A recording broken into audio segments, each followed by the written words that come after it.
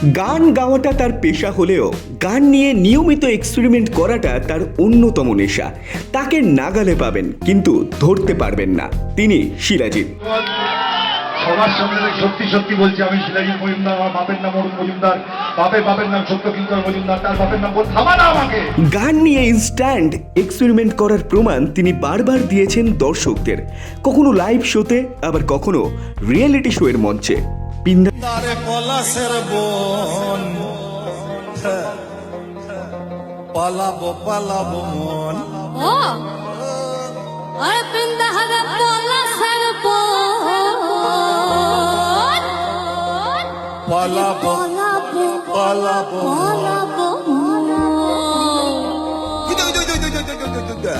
গানের জগতে দেখতে দেখতে 25 বছর কাটিয়ে ফেলেছে শিলাজিৎ। এই 25 বছরে তিনি বহু গান নিয়ে এক্সপেরিমেন্ট করলেও কখনো রবীন্দ্রসঙ্গীত গাইতে শোনেনি শিলা ভক্তরা। 25 বছর সঙ্গীত জীবন কাটিয়ে দিল যে মানুষটা, সেই শিলাজিৎ এখন প্রশ্নের মুখে। বাংলা সঙ্গীত জগতের বিখ্যাত মানুষরাই এখন শিলাজিতের থেকে জানতে চাইছে, শিলাদা, দেখতে দেখতে তো 25 বছর হয়ে গেল। এতদিন হয়ে গেল, একবারও একটা রবীন্দ্রসঙ্গীত গাইলে না? তোমার নিশ্চয়ই কোনো উত্তর থাকবে, কিছু একটা চিন্তা ভাবনা থাকবে এর পেছনে, আমাদের জানিও। শিলাজিৎ দা, তুমি এত রকমের গান বাজনা করছো, এত রকমের গান বাজনা করো, ফোক গাইছো, নিজের অরিজিনালস গাইছো, গেয়েছো, নানা রকম এক্সপেরিমেন্ট করছো, সাউন্ড। রবীন্দ্রসঙ্গীত করছো না কেন বলো তো? না কাকা, গাও একটা রবীন্দ্রসঙ্গীত গাও দেখি কাকা, শুনি একটু গাও না। আচ্ছা শিলাদা, আমার তো মনে পড়ে না কখনো তোমাকে রবীন্দ্রসঙ্গীত গাইতে শুনেছি বলে। তুমি কি রবীন্দ্রসঙ্গীত গাওইনি? মানে আমরা যারা বাংলায় গান বাজনা করি, আমরা বাড়িতে সাধারণত গান বাজনা শুরু করেছি রবীন্দ্রসঙ্গীত দিয়ে। তো তোমার ক্ষেত্রে কি রবীন্দ্রসঙ্গীত কোনোদিন গাওইনি? কেন বলো তো, কেন রবীন্দ্রসঙ্গীত গাও? সূত্রের খবর, এই লকডাউনে বাড়িতে বসে শিলাজিৎ ঠিক করেছে স্বাধীনভাবে রবীন্দ্রসঙ্গীত না, বরং দায়িত্ব নিয়ে রবীন্দ্রসঙ্গীত গাইতে চান তিনি, যাতে রবীন্দ্রসঙ্গীতের কোনো বিকৃতি না ঘটে। আর তার জন্যই 25 বছর পর স্ত্রী ইলিনার কাছে রবীন্দ্রসঙ্গীতের নিয়মিত তালিম নেন তিনি। নিয়মিতভাবে যোগাযোগ রাখেন শ্রাবণী সেনের থেকে। এবার রবীন্দ্রসঙ্গীত গাইবে শিলাজিৎ। শুধু গাওয়া না, যে রবীন্দ্রসঙ্গীতটা শিলাজিৎ তার শ্রোতাদের জন্য রিলিজ করবে, সেই গানটাও তিনি ঠিক গেয়েছেন কিনা সেটা অ্যাপ্রুভ করেছে স্বয়ং শ্রাবণী সেন। তবে শোনা যাচ্ছে, পাছে সুর ভুলি এই ভয় হয়, এই গানটা দিয়েই শিলাজিৎ শুরু করছে তার রবীন্দ্রসঙ্গীত গাওয়া। তবে আমাদের প্রশ্ন, এতদিন হয়ে গেল, কেন রবীন্দ্রসঙ্গীত গাওনি তুমি? রবীন্দ্রনাথ নিয়ে এক্সপেরিমেন্ট করা তো দূরে থাক, আমি রবীন্দ্রনাথের গান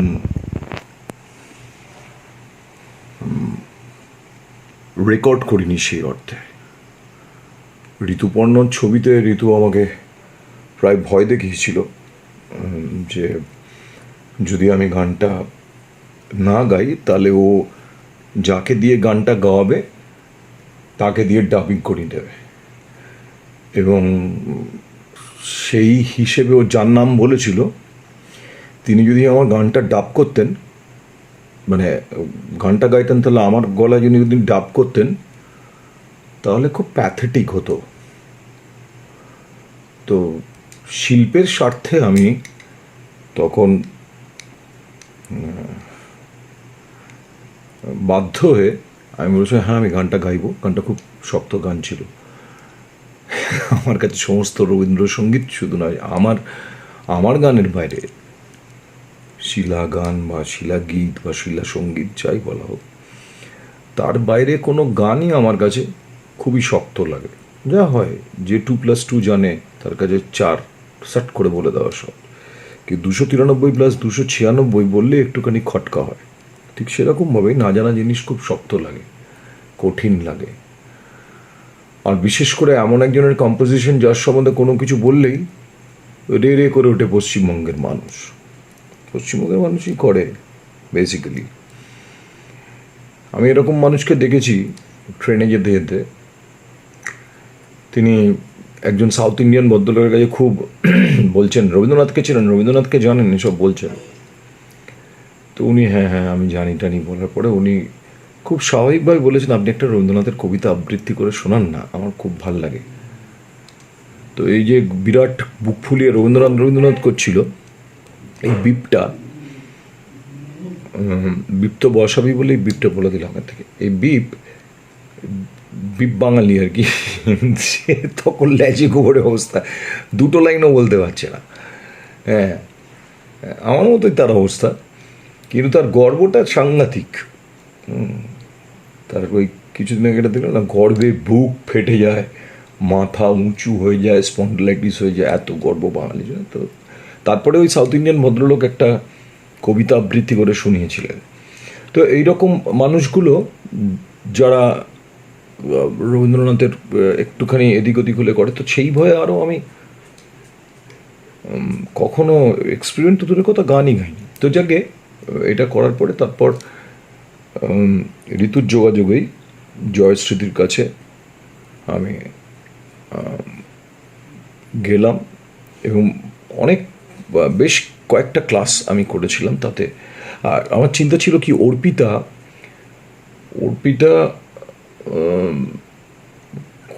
অ্যাক্ট্রেস তো খুবই ভালো হিসেবে নিজেকে প্রমাণ করেছে, তখনও অলরেডি প্রমাণ করেছে দুটো ছবিতে, একটা কমার্শিয়াল ছবিতে এবং অশোক সিনেমাটাতেও দারুণ অভিনয় করেছে, ভীষণ ন্যাচারাল। এবং গানও সাংঘাতিক গান গায়। অতটা নিজেকে ইউজ করেনি, এক্সপ্লোর করেনি, বা কেউ করেনি ওর গান। তো সেই জন্য ন্যাচারালি আমার একটা ভয় ছিল। একটাই ছিল যে যার চরিত্রে আমি অভিনয় করছি সে অনেক দিন আগে রবীন্দ্রনাথের গান গাইতো, ফলে একটু আধটু তার ভুলচুক হতেই পারে। কিন্তু খুব মন দিয়ে প্রায় বেশ কয়েকটা ক্লাস, কিছু না হলেও মাস 3 মতো ক্লাস করেছিলাম। ওনার কাছে যেতাম উইকলি, একবার দুবার করে গিয়ে গানটা শিখে গানটা গেয়েছিলাম। কিন্তু আমি কোনোদিন এই গানটা গাইনি। তার কারণ একটা, সেটা হচ্ছে আমার রবীন্দ্রনাথের গান গাইতে ভয় লাগে। একা নিজের যখন গান গাইছি, একা গাইছি, তখন তো আমার ইচ্ছে মতো আমি গান গাই। কিন্তু আমাদের এই বাংলা সমাজের জন্য গান গাইতে ভীষণ ভয় লাগতো আরও। তো আমি কপিরাইট উঠে যাওয়ার পরে আরও বিশেষ করে আমার মনে হয়েছিল যে এটা আমার দায়িত্বের মধ্যে পড়ে, শান্তনু, যে আমি এখন তো সবাই যে যার মতো খোলা হাওয়া, তো যে যেখানে কিছু সুর লাগিয়ে বা অন্যরকম করে করতে পারে। আমি অ্যাটলিস্ট আমি যা এক্সপেরিমেন্ট করি বা এমনি যদি গানটা গাই, প্রাথমিক যে শর্তটা যে কোনো গান গাওয়ার ক্ষেত্রে, কেবলমাত্র রবীন্দ্রনাথের গান গাওয়ার ক্ষেত্রে নয়, আমার গান গাওয়ার ক্ষেত্রেও তাই, বা একটা শঙ্কর জয়কিশন বা লক্ষ্মীকান্ত প্যারলাল তাদের কম্পোজিশন গাওয়ার ক্ষেত্রে একই ব্যাপার। যে কোনো লিরিক্সিস্টের গান, যে লিরিকটা ঠিক থাকবে, সুরটা যেটা গাওয়া হয়েছে সেটাই করার চেষ্টা করতে হবে, সেটা যাতে ইনট্যাক্ট রাখতে পারি। এবং যেখানে উনি বিশ্বভারতীর যে সংগঠনটা যেটা তৈরি করা, সেটার কারণই হচ্ছে যে যাতে রবীন্দ্রনাথের গানের সুরও বিকৃতি না ঘটে, লিরিকের বিকৃতি না ঘটে। এবার নেপোই তো দই মারবেই, সে তো চিরকাল মেরেছে। এবার এটার সুযোগ কাজে লেগে বেশ কিছু লোক বিশুভাবে তাদের ক্ষমতার ব্যবহার এবং অপব্যবহার করেছে, হোয়াট এভার। কিন্তু কপিরাইট উঠে যাওয়ার পর আমার মনে হয়েছে সমস্ত গায়ক গায়িকার, বিশেষ করে আমার মতো মানুষ যারা শিল্পীরা, যারা নিজেদের গান কম্পোজ করেন, তাদের অন্য কম্পোজারের প্রতি, সেটা যেই হন, তার প্রতি শ্রদ্ধা জানাতে গেলে আগে সুরটা এবং কথাটা ঠিক রাখতে হবে। কথাটা তাও মনে রাখা যায়। সুরে উনি যে নোটেশন করে দিয়ে গেছেন, একটা ফোক আর্টিস্টের ক্ষেত্রে, একটা ফোক শিল্পীর ক্ষেত্রে নোটেশনটা আমার কাছে অ্যাভেলেবেল না।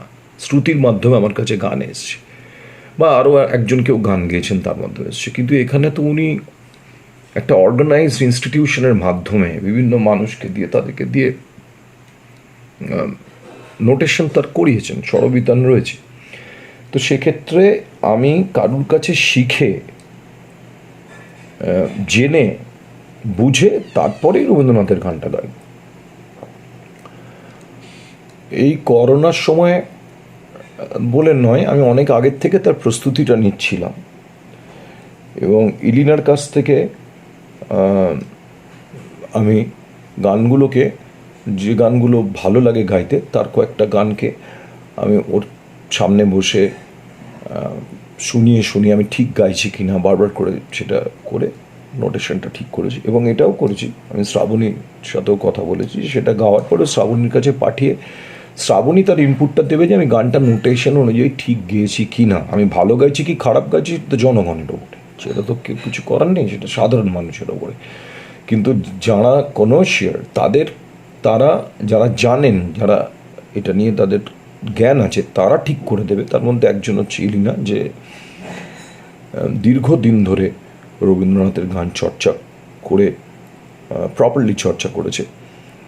এখন সে গায় না, সেটা অন্য ব্যাপার, সেটা তার নিজস্ব ইচ্ছে, কিন্তু ও জানে। তো ওর থেকে গানটা শিখে শ্রাবণীকে দিয়ে চেক করি আমি গানটা করি।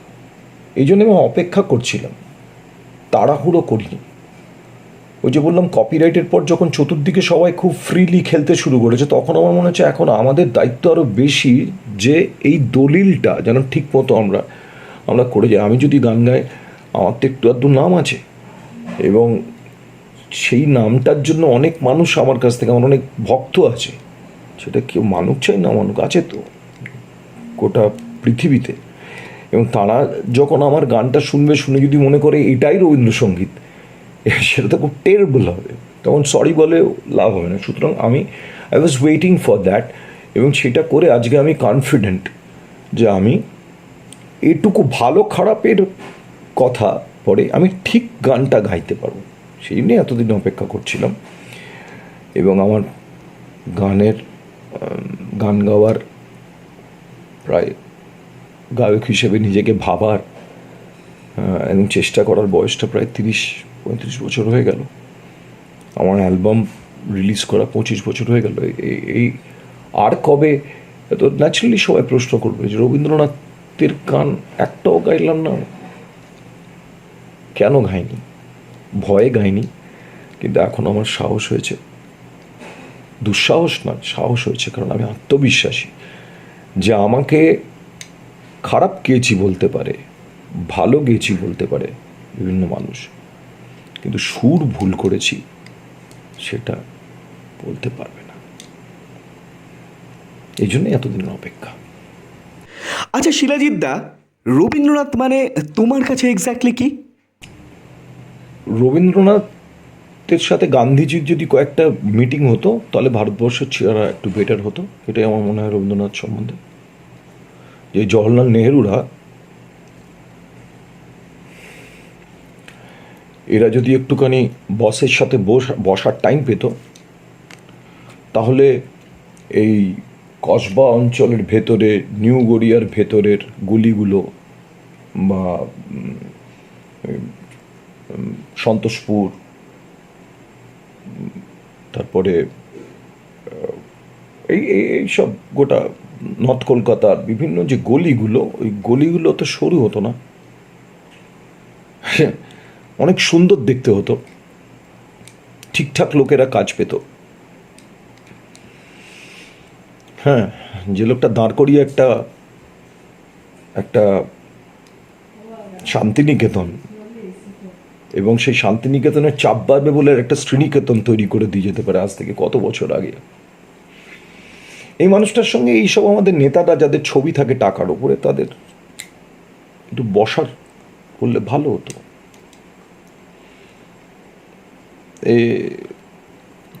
রবীন্দ্রনাথের ভ্যালুয়েশন কি, আমি কি বলবো রবীন্দ্রনাথ সম্বন্ধে? আমার রবীন্দ্রনাথ, আমার যত বয়স বাড়ছে তত উপলব্ধি করতে পারছি ওনার ছোট গল্প আমার ছোটবেলা থেকে ফেভারিট ছিল। ওনার কিছু গান, ওনার কবিতা আমার ভীষণ পছন্দের ছিল। সহজ পাঠ কিশোর এগুলো পড়তে পড়তে আমি হারিয়ে যেতাম, এখনও হারিয়ে যাই গোটা প্যাকেজিংটায়। ওনার মিনিমালিস্টিক যে অ্যাপ্রোচ, একটা বইয়ে কেবলমাত্র বইয়ের নামটা লেখা খয়েরিতে, একটা পাটকিলে রঙের এর উপরে একটা ওই খড়িমাটির যেরকম রং হয় তার উপরে বইটার নাম আর নিচে ওনার সিগনেচার, এই যে মিনিমালিস্টিক অ্যাপ্রোচ এবং তাতে একদম সাংঘাতিক প্যাকেজিং, যেটা যে কোনো তাকে দেখলে বোঝা যাবে ওটা রবীন্দ্রনাথের বই। এতেই রবীন্দ্রনাথকে বোঝা যায়। এবং উনি আমার ছোটবেলায় অনেকটা জুড়ে আছেন সমস্ত বাঙালির মতোই, বড়বেলাতেও আরও আছে, আরো বেশি করে। তারপরে ওনার ছবি, ওনার গান প্রাইমারিলি আমার ভালো লাগতো না, মানে ওনার গান অন্যের যারা গিয়েছে তাদের ভালো লাগতো না। আমার কলেজে এক সিনিয়র দাদার গান শুনে আমি প্রথম রবীন্দ্রনাথের, আচ্ছা এই গানগুলো এরকমভাবে গায়। তখন আমার এক বন্ধু বুবুন, সে বলেছিল যে তুই তো ওর গানটা শুনছিস, যার কাছে ও গানটা শেখে আর যার আদলে গানটা যার নকল করে গাইছে তার গান শুনলে তুই ছিটকে যাবে। বললাম কে? বললো দেবব্রত বিশ্বাস। তারপর আমার গান শুনলাম, তারপর কিশোর কুমারের শুনলাম, বসের গান বস গাইছে,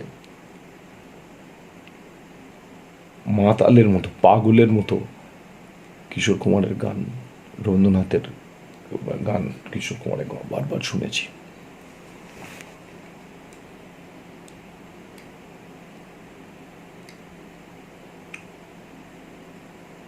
কাট।